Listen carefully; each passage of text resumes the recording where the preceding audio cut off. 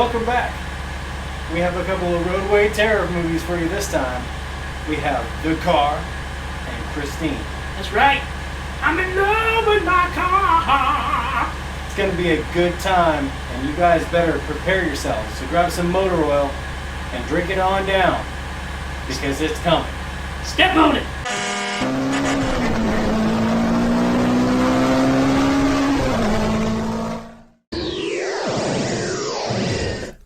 Hello to the Hail Ming Power Hour. Sam Jones, Flash Gordon, Death to Ming.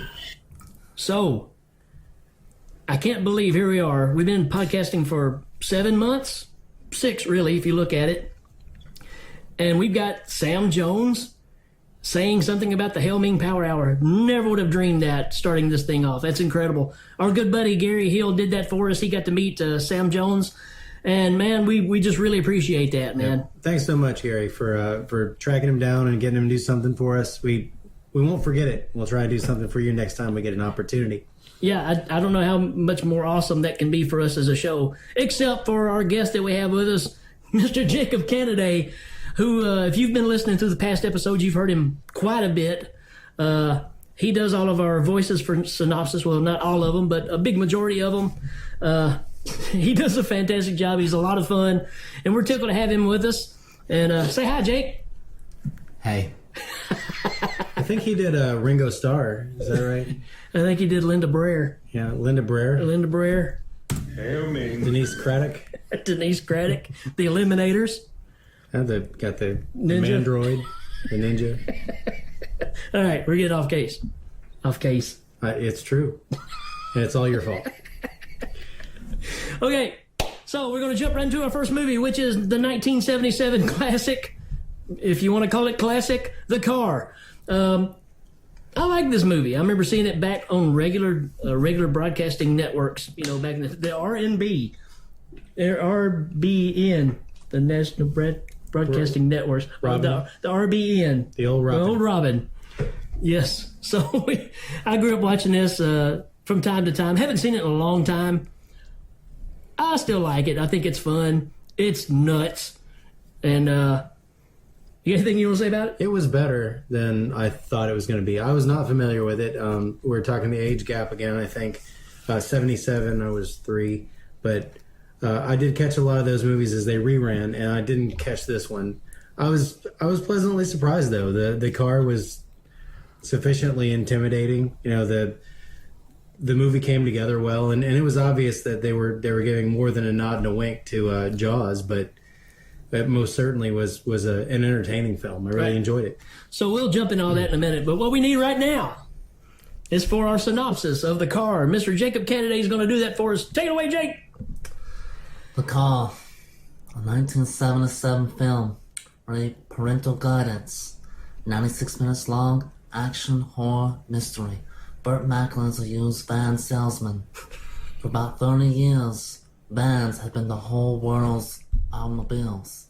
Until one day, they had a minivan called The Car. He's trying to sell it, but the horror part is, at what price? It stars in Melanie, Johnny John Jonathan, and Samantha Samuel Sam. It's a good film. It's directed by 2-time second-place winner Silverstein. And also, The Car is not Lightning McQueen. That's pretty much it. That was amazing. Well, thank you. The live audience loves it. Stop. Please stop. Yeah, they're got to. Y'all sit back down. Sit back down. Okay. The world was vans. Yeah. When the world What was you come vans. around but a minivan. I saw a picture of the poster and I thought it looked like a van. So. All right. So let's jump into this one. Danny, give us a reason of why people should watch The Car. Okay, so a reason to watch The Car. I'm going to skip right past the teenage death scene that starts it all off. Although it is a reason to see it, it's just a tie-in to Jaws. And I'm going to go straight into the second with the Jaws-inspired soundtrack. Absolutely. Like, whenever The Car came around, he has He has a soundtrack that's very similar to that of Jaws that really brings the intimidating stalker feel to this this horrifying demonic creation that runs people down on the roads. Let's face it, it sounds a lot like the Jaws music. I mean, maybe even a little plagiarism going on there. Just saying. It's inspired. It's definitely inspired. So, but yeah, I think you're dead on with that. So that's my first big reason, is because it's just Jaws on land. We'll call it the Jaws connection. The Jaws connection. Is it safe, Sheriff Brody? Is it safe, Schleter Kinney? Yep. So another reason I've got, other than the Jaws inspired soundtrack, and I did kind of bounce over the teens getting killed at the beginning, which is awesome. Yeah, it's awesome. a great establishment scene for the killer car. Two teens are out biking and they meet a perilous end as they, lock proverbial horns with this menace on the road, and really they didn't stand a chance because it didn't really have horns. For their proverbial horns. Oh, proverbial horns. Is that the one that goes? That proverbial horn. And this noise that it makes, this horn that it blows, it'll be stuck in your head for the next.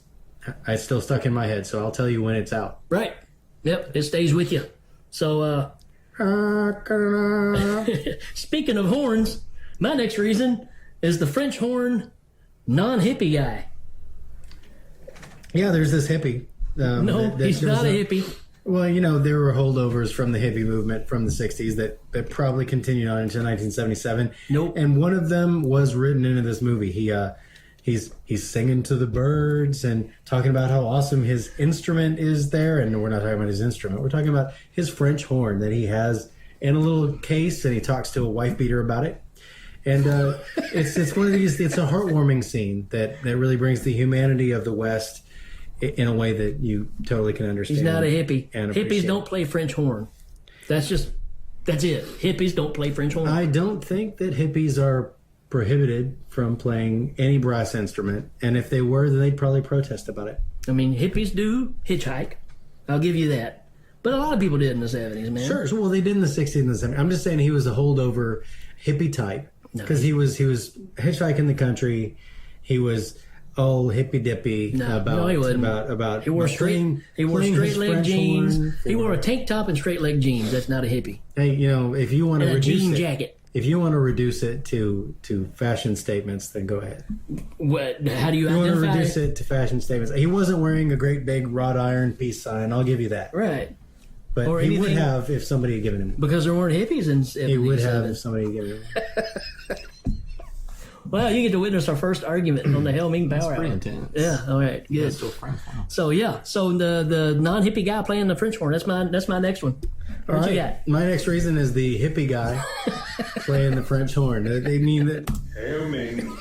I will say that this is it's a scene that is enjoyable to watch. The character is he's a free spirit and he's kind of playing to the sunrise, and he ends up having an encounter with a guy who's He's not playing to the sunrise. He's just he's playing while the sun is rising.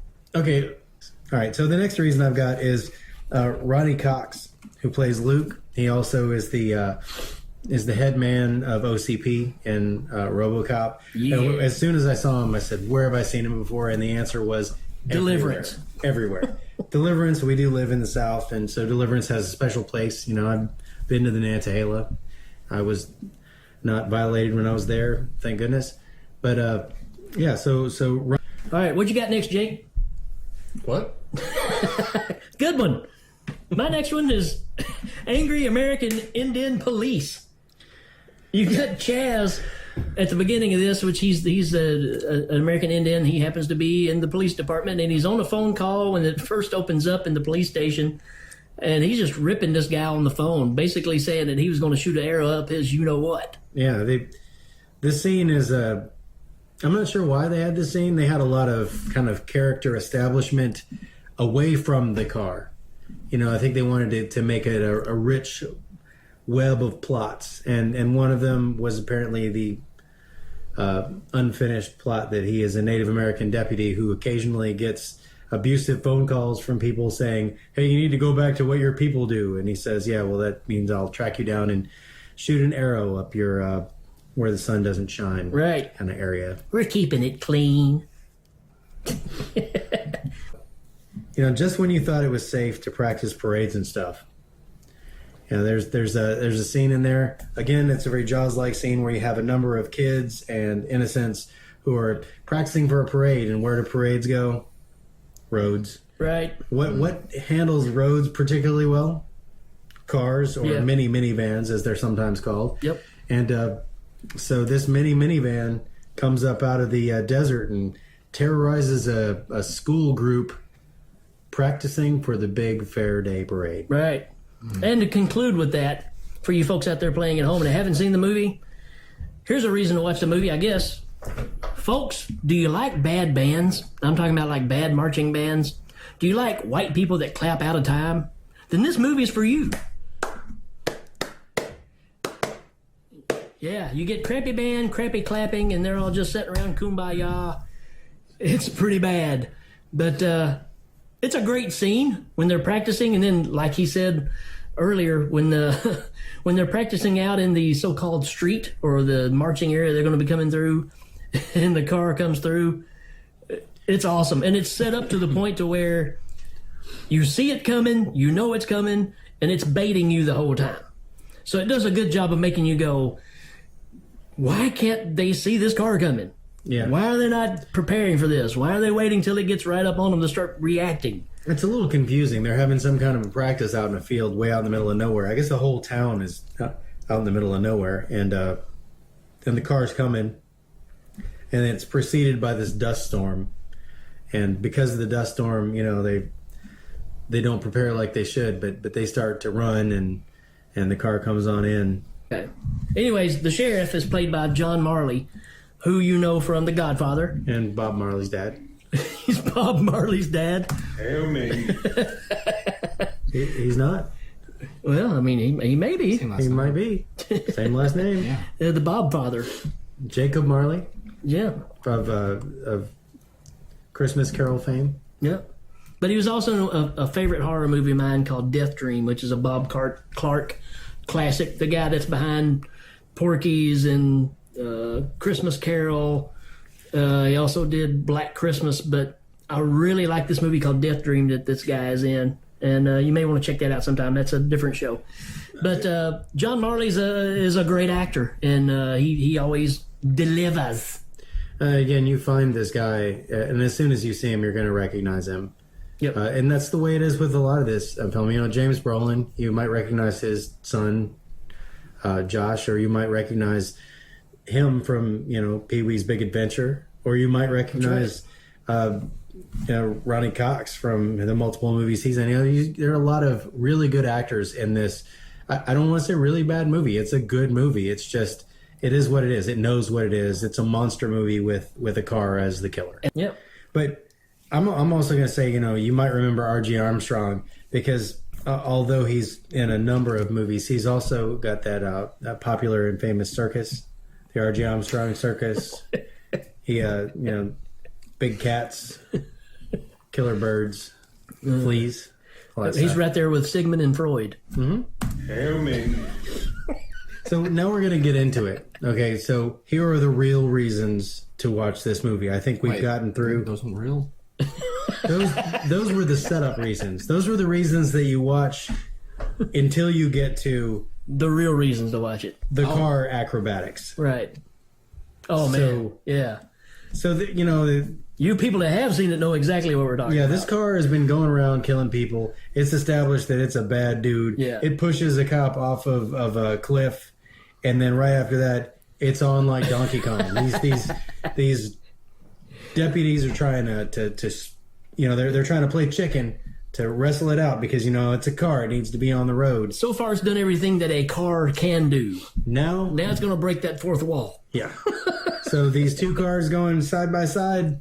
Well, the car, not deterred, hits it, rolls over the top in several somersaulting flips, and then lands back on its wheels and keeps on. It basically going. steamrolls the cars, and you see the car getting tore all to pieces, But when the explosion goes off, the car's on all fours and just rolling through like it's never got a scratch on it.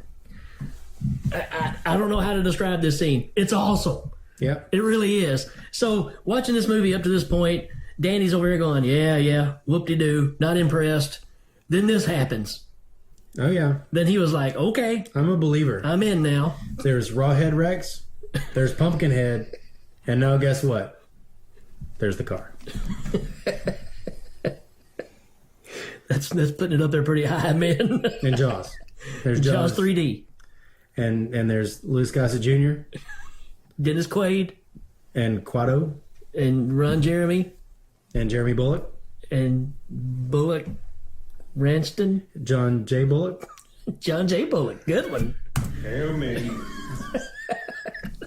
Anyway. X for the win. You've got to see this scene, man. It's great. This car comes in and just sees two cars coming at it on both sides of the road and just says, yeah, I'll flip myself up, become a little churning kind of machine and just take the hoods and the roofs off of these cars and keep on trucking. So through the big explosion, he comes on through. Then big bad James Brolin down there with his Burt Reynolds mustache is waiting for him on a motorcycle. On a motorcycle. Right. He's not scared. No. He's like, car, yeah. Well, whatever. man, he just moved into a haunted house, had his family all killed and stuff there in Amityville. So now he's out here facing the car. He's not scared, man. Yeah, when the ninjas came and took the XJ, the experimental prototype bicycle, Right. you know, he was P.W. Herman. Yeah, man. He's dealt with ninjas and battles like this before. He's not scared. So how do you top the somersault scene? Well, I'm glad you asked, Rick, because I thought for certain that the somersault and the subsequent battery of a police officer with a car door that hospitalizes him would be enough for the car to forever hold in my top 10 monsters. But what should happen to poor James Brolin's, Love interest. future wife, and the only person in the town to stand up to the car? And band leader. She's the leader of this crappy She's band. the leader of the band. She's trying to make them as good as she can. Now, this scene right here, this is the one you're going to show everybody, without a doubt. Because just like you said, you can't top the somersault. Oh, yes, you can. Because she gets on the phone. Well, first thing, there's a big wind starts blowing. Right. That's an indication that the car is coming. She's nervous. Don't know why. There's no explanation of why you get a warning of when the car's coming besides a car horn and seeing some lights coming down the road. So she runs and locks her house door in case the car comes knocking, I guess. And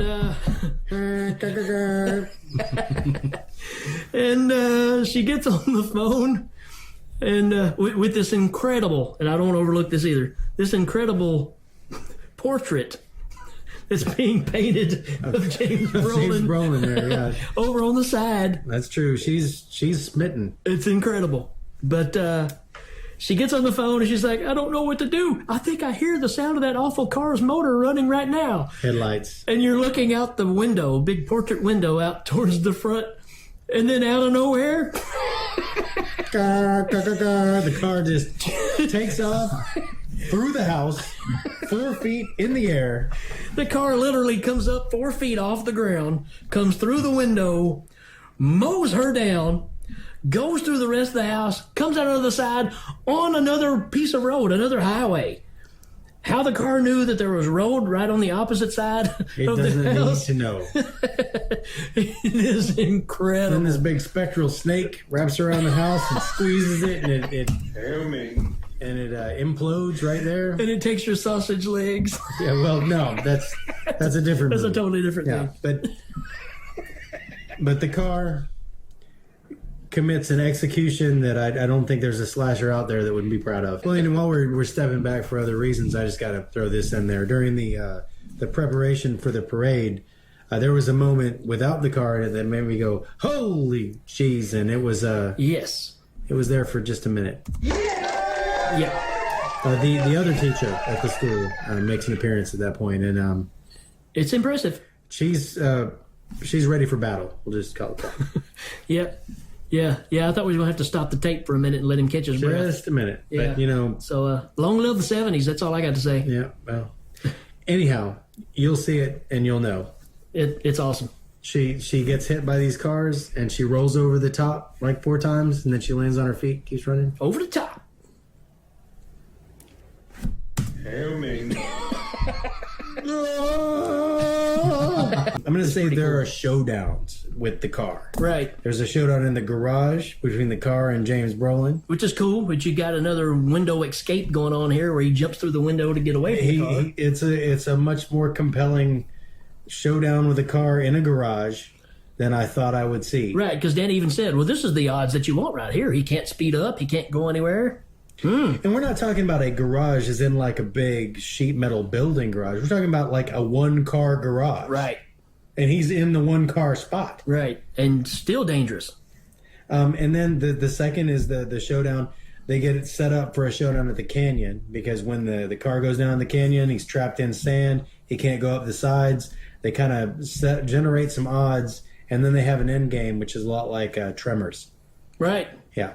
Yeah, and again, we don't want to ruin it, but let's just say there's a big explosion. And another reason to watch this is during the big explosion, they cut back to the group of guys that are witnessing what's going on. Oh, man, there's this one dude with the biggest cheesemo smile I've ever seen, man. Yeah. And They're hilarious. You will like, did you see that? Look at that guy. So, make sure you pay attention. Right. The movie's a lot of fun. It takes a long time to get going. You have a lot of character development that you think you wouldn't need in this movie. But it pays off, man. It's a fun movie. It makes you care. It's a good choice. And I'm glad to get to revisit it. I really, really enjoyed the house scene, man. And I highly recommend you checking it out and just seeing these parts for sure. It draws a lot from The Duel, especially in the tire scenes. And it even said so much in the IMDb page about it. I'll go ahead and give it a rating of 5 attractive elementary school teachers from the 70s. I was going to give it 17-year-old girls with bell bottoms. Jake? Never seen the movie, so I'll give it about 3.14125 out of 4.7. That's very logical. We're talking about some engineering pie going on. Just by your here. notes, I'm going to watch this movie probably. All right, welcome back to the second movie of this show, which is John Carpenter's Christine. And John Carpenter, what more do you need to say? It's a movie based on a Stephen King novel, directed by John Carpenter, about a killer car. Maybe that third thing is the weakest point, and that is the point that we're going to talk about the most. So, man, this is Carpenter really at the top of his game. Everything he's putting out has been, he was the master of horror at the time, so he could do no wrong. This was an interesting choice for him to tackle next, and holds up. I think it holds up very, very well. So, why do we watch Christine? Well, there's a reason to watch all the movies from the 80s, whether they're about the 70s or not, and that's bullies with hair. You want some flyaway hair? You want some bullies doing bully stuff? Nobody bullies better than 80s bullies. Right. So, we got our awkward character that we're starting to commiserate with, and what should happen to him, but he is bullied like no other. By some guys with some flyaway locks, man. These guys have some sideburns. They got some froze. They got some Jew froze. One of the guys has got like some Kurt Russell hair going on. Right. I mean, some mutton chops going on, and some Wolverine looking things going on here on the side. And his friend just has like the short athletic guy cut, and he just can't. He can't command the crowd like somebody with some rust-colored locks. So you people out there that's in my age group particularly, this was back when bullies were bullies. It wasn't these guys that we see nowadays that just call people names and stuff like that. These guys, pulled out switchblades on you, took your lunch, took your money. Those are the bullies I remember growing up. So, these are some bad dudes, and they look like they failed about 15 years. These guys look they're about 45 years old and still juniors, So rid of the mob. Oh yeah. Leave him alone. Go get a job at a hospital or a car shop.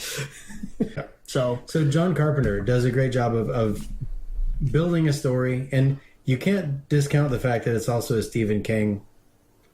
And say what you will about Stephen King, the man's body of work is enough to prove that he's got chops. What about his body? That guy can write. What about his body? Hey, his body is pretty good. His little weasel face. I mean, and admittedly by him, he says he looks like a beaver who's nearsighted. He's not an attractive man, but that dude can write.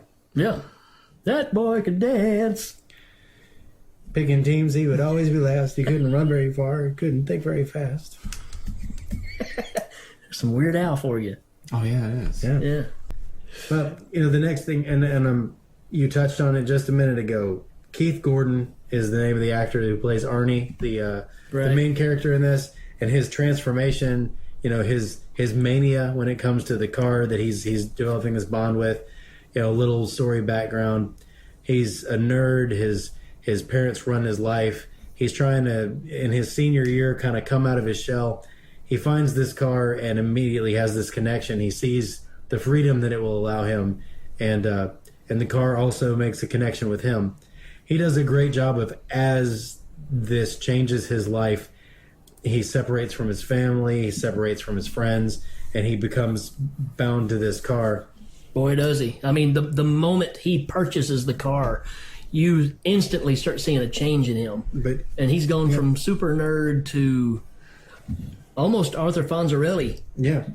And, I just want to say Keith Gordon, who's also in Back to School, is where I immediately recognized him Back from. to School. He's in The Burning. He's in Jaws 2. So he's just one of those people you kind of grown up seeing him in a lot of stuff. I'm sure I'm missing several that he was in. But those are the ones that stand out to me, too. Back to School, man.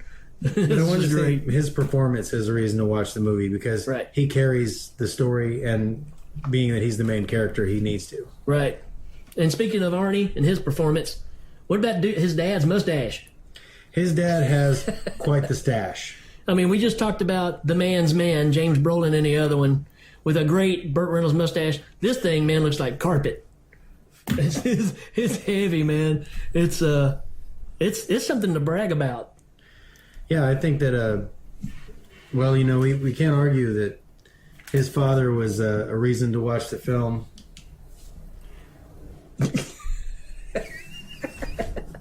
For you that don't know, he's putting his headband on. I got my headband on. He's getting serious. So what's your next reason, Rick? Mustache? Darnell. The guy that owns the shop, man. This guy is great, man. You can call it comedy gold, I guess. He's very rough, very offensive. Doesn't hold anything back. Kind of a bulldog. Yeah.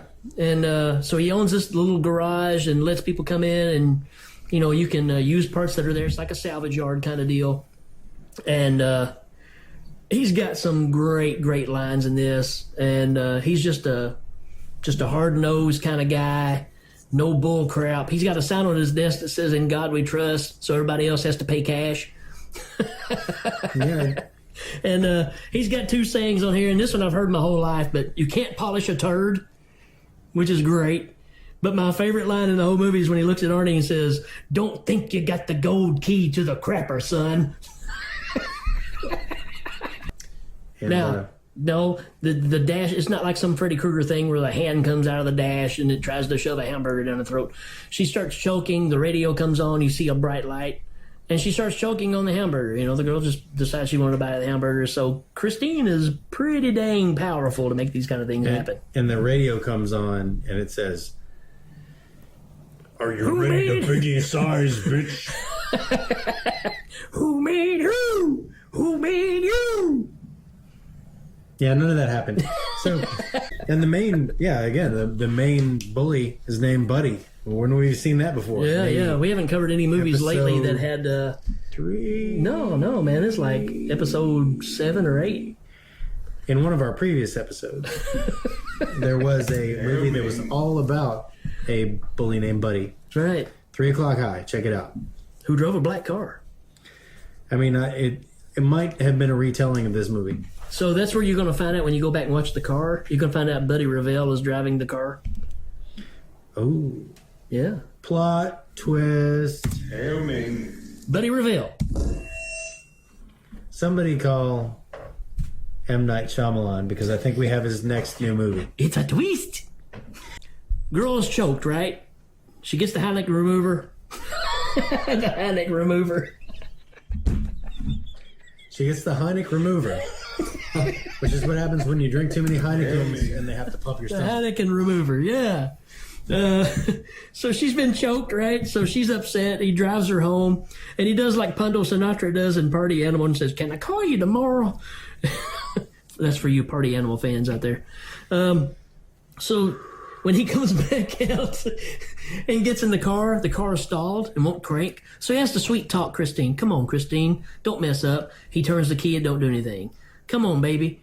Turns it again, nothing happens. The third time, I believe it's the third time, if you listen closely, you will hear from Texas Chainsaw Massacre, the original movie, Flashbulb. the flashbulb sound when he turns the key. See if you agree with me on that one. It's out there. If a car is trying to kill you, get off of the road. Well, the problem is in the car. In the car, they're in the desert. Well, in the car, you can't even go in your house. It's true. That car can fly. But don't put yourself in danger if you don't have to. Stay in your house is still a better chance than just running down the middle of the street. Yeah, down the middle of the street's never going to get you there. Yeah. Unless there is straight to the afterlife. Yeah, McGruff would tell you that's stupid. He would say, Take a little that's what McGruff the crime dog sounds like. Take a little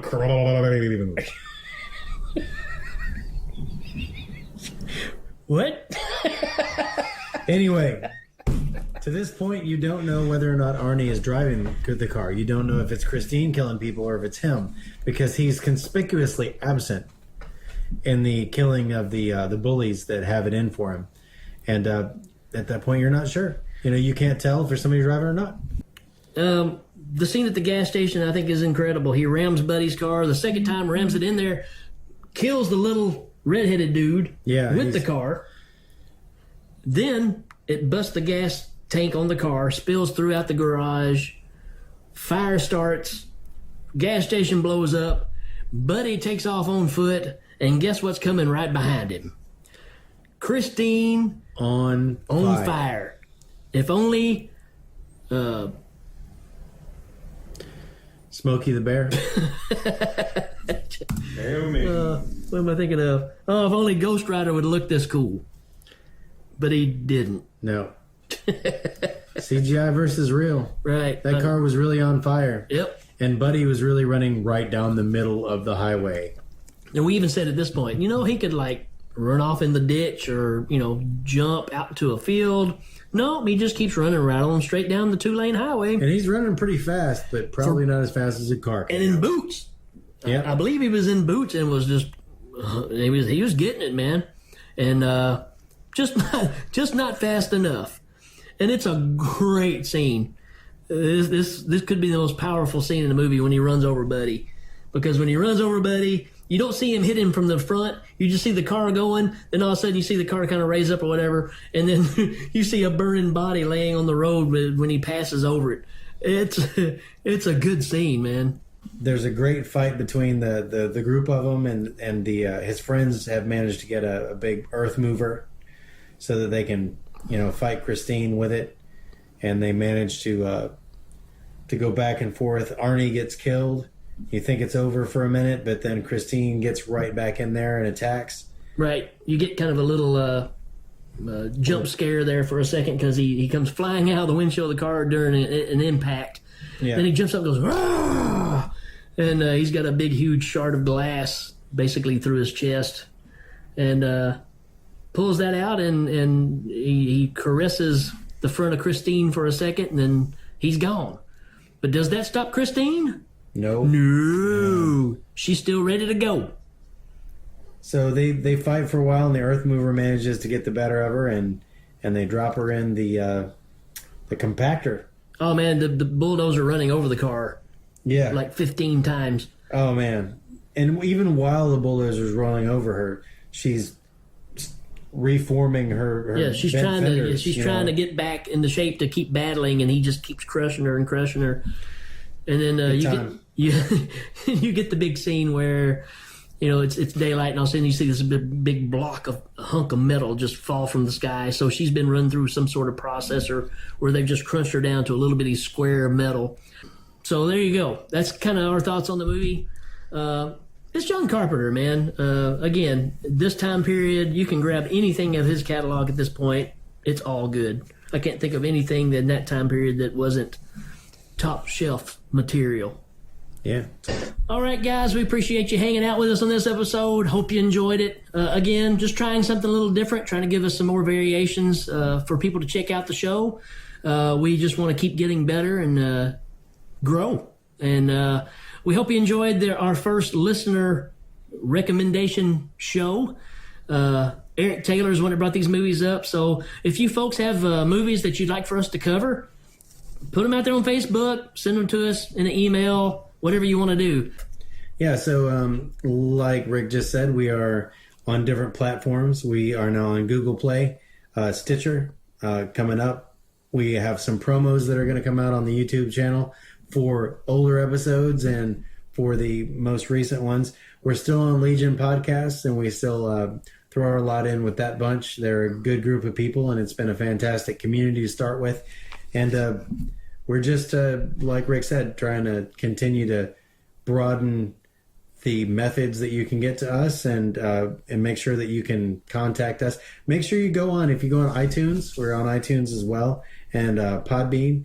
If you go on to iTunes, give us a rating. If you see our video on YouTube, you know, throw a comment down there. Yep. You're gonna see some instructions for that coming pretty soon anyway. So be on the lookout for those promos. It may make you want to go back and watch the old episodes again. It's going to kind of give you an introduction to the episode and an outro to the show. Just something we've been wanting to do. Again, we like to get together and be creative. So it's been a lot of fun. We put a lot of work into it. And so be looking for those. And hopefully it's going to make people want to check out old episodes and keep growing and watching the new episodes as well.